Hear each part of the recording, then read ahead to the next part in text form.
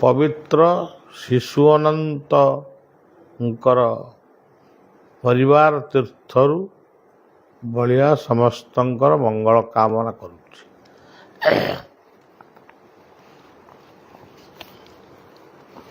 ଗତକାଲି ଗୋଟିଏ କଥା ମୁଁ କହିଥିଲି, ସର୍ବଦେବ ନମସ୍କାରମ୍ କେଶବ ପଟିଗଚ୍ଛ।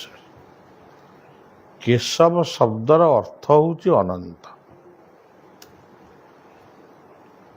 ଜଳରେ ଯିଏ ବାସ କରନ୍ତି ସେ ହେଉଛନ୍ତି କେଶବ। ତେଣୁ ଏଇ କେଶବଙ୍କୁ କୃଷ୍ଣଙ୍କର ଅବତାର ବୋଲି ମଧ୍ୟ କୁହାଯାଇଛି। ଦଶାବତାରରେ ମଧ୍ୟ ସେଇ କଥା କୁହାଯାଇଛି, କୃଷ୍ଣାୟ ସ୍ତୁଭ୍ୟଂ ନମଃ। ସେ ଯାହା ହଉ, ଆମେ ଭୁଲବଶତଃ ନୁହେଁ କି ଗୋଟେ ଜାଣିଶୁଣି ଭୁଲ ଆମେ କରୁଛୁ, ତା ବି ନୁହଁ। ଆମେ ଜଳକୁ ପୂଜା କରୁଛୁ, ନଦୀକି ପୂଜା କରୁଛୁ, ସାଗରକୁ ପୂଜା କରୁଛୁ, ପାହାଡ଼ ପର୍ବତକୁ ପୂଜା କରୁଛୁ, ପଥରକୁ ପୂଜା କରୁଛୁ, ପିତ୍ତଳକୁ ପୂଜା କରୁଛୁ। ଏଇ ଯେଉଁ କଥାଟି ଆମ ସନାତନ ହିନ୍ଦୁ ଧର୍ମରେ ଚାଲିଛି, ଆଦିବାସୀମାନେ ପ୍ରଥମେ ପ୍ରସ୍ତର ମୂର୍ତ୍ତିକୁ ପୂଜା କରୁଥିଲେ, ଶାଳ ଗଛ ପୂଜା କରୁଥିଲେ, କରମା ଗଛକୁ ପୂଜା କରୁଥିଲେ। ସେମିତି ଆଜି ପର୍ଯ୍ୟନ୍ତ ବି ଆମେ ପଥର ବି ପୂଜା କରୁଛୁ, କେଉଁଠି ପଥରରୁ ତିଆରି ମୂର୍ତ୍ତିକି ପୂଜା କରୁଛୁ। ଏଇଠି ଭାଗବତର ପଦଟିକୁ ବାୟା କହିଲେ, କାଲି ବି କହିଥିଲେ, ଆଜି ପୁଣି କହୁଛି, ଗଗନ ସମୀରଣ ଜ୍ୟୋତି। ଗଗନ କହିଲେ ଆକାଶ, ସମୀରଣ କହିଲେ ପବନ, ତାପରେ ଜ୍ୟୋତି କହିଲେ ସୂର୍ଯ୍ୟ, ଗ୍ରହ, ତାରା, ନକ୍ଷତ୍ର। ଯେ ବା ସଲିଳ ଧରିତ୍ରୀ, ସଲିଳ କହିଲେ ଜଳ, ଗଙ୍ଗା, ଯମୁନା, ଗୋଦାବରୀ, ନର୍ମଦା, ସିନ୍ଧୁ, କାବେରୀ, ଇଏ ସବୁ ହେଉଛି ସଲିଳ। ଧରିତ୍ରୀ କହିଲେ ବିଶ୍ୱ, ଦେଶ, ରାଜ୍ୟ, ଆମ ଚାଷ ଜମି, ଆମ କର୍ମଭୂମି ସବୁ ହେଉଛି ଧରିତ୍ରୀ। ନଦୀ, ସାଗର, ତରୁଗୁଣ, ଆମେ ସମୁଦ୍ରକୁ ପୂଜା କରୁଛୁ। କେତେକ ନଦୀକି ଆମେ ଯେଉଁ ନଦୀରେ ସ୍ନାନ କରୁଛୁ, ସିଏ ନଦୀକୁ ମଧ୍ୟ ସେ ନଦୀର ଜଳରେ ସୂର୍ଯ୍ୟଙ୍କୁ ତର୍ପଣ କରୁଛୁ। ନଦୀ ହଉ, ପୁଷ୍କରିଣୀ ହଉ, ଯାହା ହଉ। ପର୍ବତ, ସ୍ଥାବର, ଜଙ୍ଗଲ, ତେଣୁ ଜଙ୍ଗଲକୁ ପୂଜା କରୁଛୁ, ଜଙ୍ଗଲରେ ବନଦେବୀଙ୍କୁ ପୂଜା କରୁଛୁ। ଏଇଭଳି ଭାବରେ ଆମେ ସବୁ ସ୍ଥାନରେ ପୂଜା କରୁଛୁ। ଶେଷରେ ଜନ୍ତୁଙ୍କ ବାହ୍ୟ ଅଭ୍ୟନ୍ତର, ଇଏ ସର୍ବ କୃଷ୍ଣର ଶରୀର। ତାମାନେ ଏଠି ଆମେ ଆଉ କାହାରିକି ପୂଜା କରୁନୁ, ସେଇ କୃଷ୍ଣ ଭଗବାନ କୃଷ୍ଣଙ୍କୁ ଆମେ ପୂଜା କରୁଛୁ। ପାହାଡ଼ରେ, ପର୍ବତରେ, ନଦ ନଦୀ ସବୁଥିରେ। ଅନେକ ଦିନ ତଳେ କନକପୁର ମା ଶାରଦାଙ୍କ ପୀଠରେ ଗୋଟେ 24 ପ୍ରହର କୀର୍ତ୍ତନ ଆମେ କରିବାକୁ ଯାଇଥିଲୁ। ସେତେବେଳେ ମନ୍ଦିରର ଟ୍ରଷ୍ଟି ଥିଲେ ଗୋଲକ ଚନ୍ଦ୍ର ଦାସ, ତାଙ୍କ ଘର ତଳଙ୍ଗ। ସିଏ ଟ୍ରଷ୍ଟି ଥିଲେ, ତାଙ୍କ ପାଖରେ ବସିଲୁ, ଟିକେ କ'ଣ ଆଲୋଚନା ଟିକେ ହେଲା।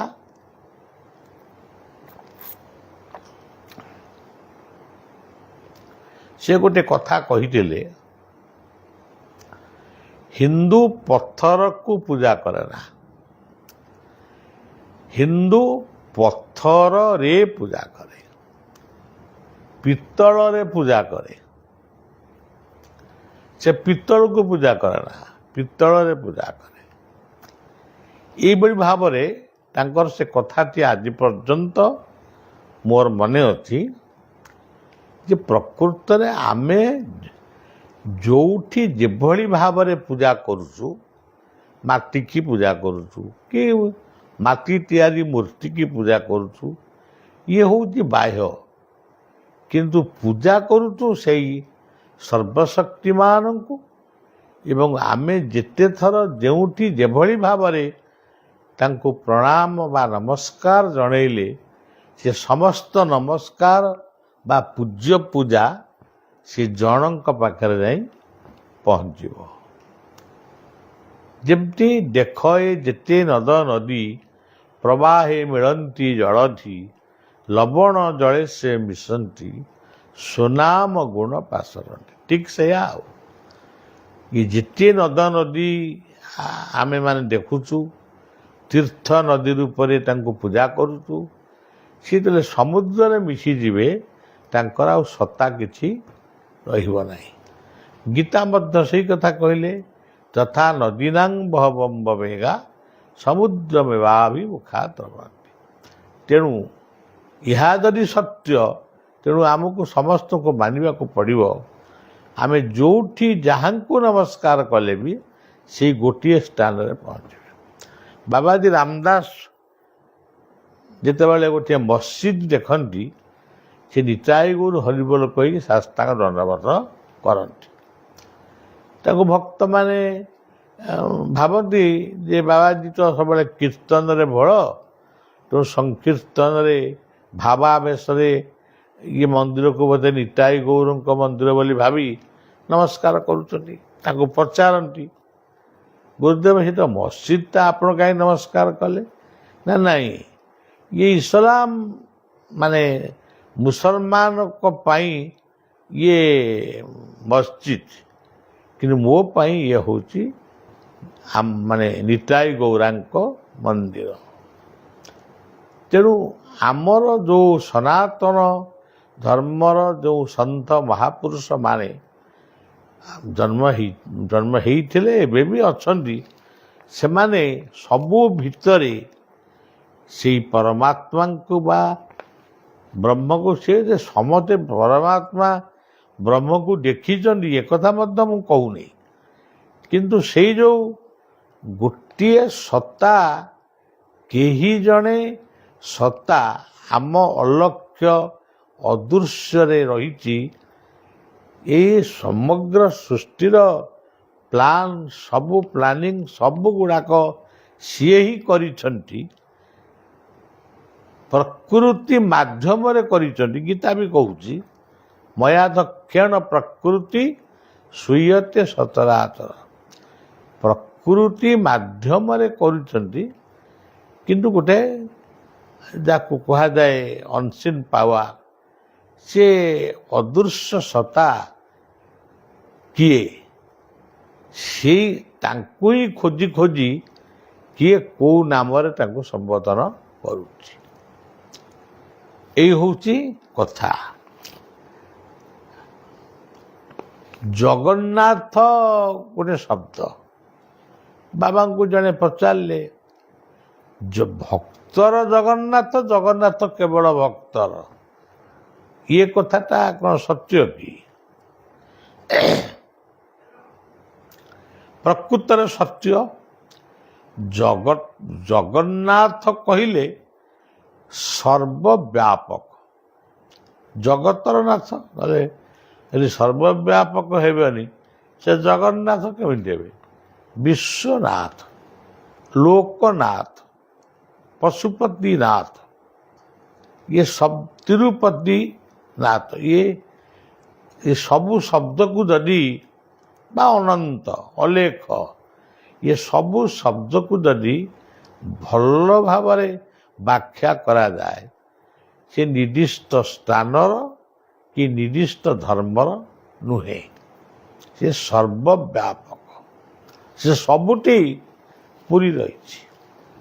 ତେବେ ଆମେ ତାଙ୍କୁ ଗୋଟିଏ ନିର୍ଦ୍ଦିଷ୍ଟ ସ୍ଥାନରେ ପୂଜା କରୁଛୁ। ଆପଣ ଜଣଙ୍କ ପାଖକୁ ମୋବାଇଲ ଫୋନରେ ଆପଣ କଥା କହିବେ, କିନ୍ତୁ ମୋବାଇଲଟି ଥିବା ଦରକାର। ଯଦି ମୋବାଇଲଟି ଆପଣଙ୍କ ପାଖରେ ନାହିଁ, ଆପଣ ତାଙ୍କ ସାଙ୍ଗରେ କେମିତି କଥା ହେବେ? ପୁଣି ମୋବାଇଲର ଗୋଟେ ନିର୍ଦ୍ଦିଷ୍ଟ ନମ୍ବର ଥିବା ଦରକାର। ସେ ନମ୍ବରଟାକୁ ମାଇଲେ ସେଠି ଯାଇ ବାଜିବ। ସେମିତି ଯେତେବେଳେ ଆମେ ଚିଠି ବା ଟେଲିଗ୍ରାମ ସବୁ କରୁଥିଲୁ ପୋଷ୍ଟ ଅଫିସ୍ ମାଧ୍ୟମରେ, କ'ଣ ପୋଷ୍ଟ ଅଫିସଟା ଯେଉଁଠି ମାନେ ଚିଠି ପକାଇଦେଲେ ସେ କ'ଣ ଯାଇ ପୋଷ୍ଟ ଅଫିସରେ ପହଞ୍ଚି ଯାଉଥିଲା ଲୋକଙ୍କ ପାଖରେ। ତେଣୁ ପୋଷ୍ଟ ଅଫିସ୍ ହେଉ, ଟେଲିଫୋନ୍ ଅଫିସ୍ ହେଉ, ଏସବୁ ଜିନିଷର ଗୋଟାଏ ପବିତ୍ର ମାଧ୍ୟମ ଦରକାର। ଏଠି ବିଜୟକୃଷ୍ଣ ଗୋସ୍ୱାମୀ କହିଲେ, ସକଳ ଘଟେ ବିଜୟ କୃଷ୍ଣ। ସବୁ ଭିତରେ ସେ କୃଷ୍ଣ ଅଛନ୍ତି, କିନ୍ତୁ ଭକ୍ତ ହୃଦୟ ବିହାର କୃଷ୍ଣ। ସବୁ ଭିତରେ କୃଷ୍ଣ ଅଛନ୍ତି। ଆପଣଙ୍କ ଘରେ ଆପଣଙ୍କ ଚାଉଳ, ଯେଉଁ ଚାଉଳ ଅଛି, ଗୋଟାଏ ହୋଟେଲ ଭିତରେ ସେଇ ଚାଉଳଟା ଅଛି, କିନ୍ତୁ ଆପଣ ତାକୁ ଭାତ ରାନ୍ଧି ଖାଉଥିବା ବେଳେ ସେ ତାକୁ ବିରିୟାନୀ କରି ଖାଉଛନ୍ତି କି ଫ୍ରାଇଡ୍ ରାଇସ୍ କରି ଖାଉଛନ୍ତି। ଚାଉଳ କିନ୍ତୁ ଗୋଟାଏ। ଭକ୍ତ ଭଗବାନ ସବୁଠି, ଜଗନ୍ନାଥ ସବୁଠି ଅଛନ୍ତି, କିନ୍ତୁ ଭକ୍ତ ମାଧ୍ୟମରେ ବା ଭକ୍ତର ହୃଦୟରେ ରହି ସେ ନାନା ଲୀଳା ଖେଳା କରୁଛନ୍ତି। ତେଣୁ ସବୁ ତ କରୁଛନ୍ତି। ଆଉ ଗୀତାର ଭକ୍ତି ଯୋଗଟି ଥରେ ଯଦି କେବେ ଆଲୋଚନା ହୁଏ, ଆପଣ ଦେଖିବେ ଗୀତାର ଭକ୍ତି ଯୋଗ ହେଉଛି ପ୍ରକୃତରେ କର୍ମଯୋଗ ଏବଂ ବିଶ୍ୱ ମାନବ ପାଇଁ ଉଦ୍ଦିଷ୍ଟ। ଏ ହେଉଛି କଥା।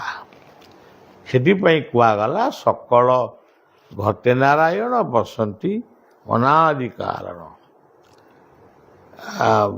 ଭକ୍ତର ହୃଦୟରେ ତାଙ୍କର ଚଲାବୁଲା ଲୀଳା ଖେଳା ସବୁ ହୋଇଥାଏ। ସେ ନିରପେକ୍ଷ ହେଲେ ହିଁ ସେ ଭକ୍ତ ବତ୍ସଳ, ସ୍ୱତନ୍ତ୍ର ହେଲେ ହିଁ ଭକ୍ତ ପରତନ୍ତ୍ର। ଭକ୍ତ ମାଧ୍ୟମରେ ସେ ସବୁ କରନ୍ତି। ଜଗଦୀଶ ହେଲେ ହିଁ ସେ ଭକ୍ତ ବଶ। ଅଜିତ ହେଲେ ମାନେ ସବୁବେଳେ ତାଙ୍କର ବିଜୟ ଥିଲେ ବି ଭକ୍ତ ଦ୍ୱାରା ସେ ପରାଜିତ ବି ହୁଅନ୍ତି। ଏକଥା ମହାଭାରତରେ ବର୍ଣ୍ଣିତ ହୋଇଛି। ଶିଶୁପାଳ ପାଖରୁ କୃଷ୍ଣ ବାରମ୍ବାର ହାରିଛନ୍ତି, ଉଗ୍ରସେନଙ୍କ ପାଖରୁ ହାରିଛନ୍ତି। କାହିଁକି ହାରିଛନ୍ତି? ତାମାନେ ସେ ବି ଭକ୍ତ, କିନ୍ତୁ ତାଙ୍କ ପାଖରୁ ସେ ବାରମ୍ବାର ହାରିଛନ୍ତି। ତାର କିଛି କାରଣ ଅଛି। ଏଇ ହେଉଛି ତାଙ୍କର ଲୀଳା।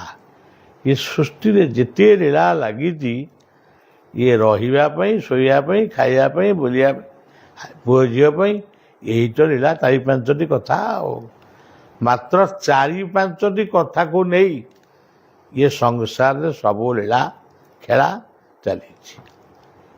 ଆମେ ସରକାର କରିଛୁ, ସେ ଯେଉଁ ସରକାର ହୁଅନ୍ତୁ, ରାଜ୍ୟ ସରକାର ହୁଅନ୍ତୁ, ଦେଶ ସରକାର ହୁଅନ୍ତୁ, ବିଶ୍ୱ ଜାତିସଂଘ ହଉ, କେବଳ ଆମେ ଅନ୍ନ ପାଇବୁ, ବସ୍ତ୍ର ପାଇବୁ, ଔଷଧ ପାଇବୁ, ଆଉ ଯୁଦ୍ଧ କଲେ ବିଜୟ ଲାଭ ହେବ, ବୁଲାତାରା ଟିକେ କରିବୁ, ହଲା ମାନେ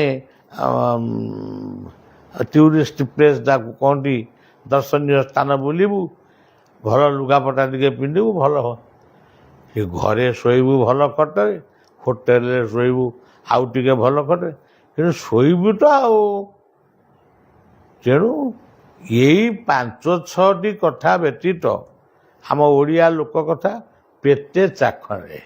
ଏଇ ପେଟ ଚାଖଣ୍ଡକ ପାଇଁ ସବୁ ନାଟ ଲାଗିଛି। ବିଶେଷ କିଛି କଥା ନାହିଁ।